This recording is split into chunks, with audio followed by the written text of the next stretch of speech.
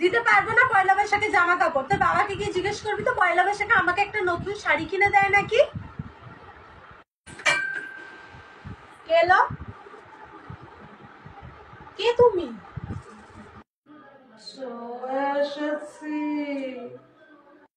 আমি বৈশাখী। এসো হে বৈশাখ এসো এসো, এসো হে বৈশাখ এসো এসো। তোমরা নৃত্যকলাকে ভেতর থেকে অনুভব করো। ধা ধিন ধিন ধা, না থিন থিন না। কে তুমি?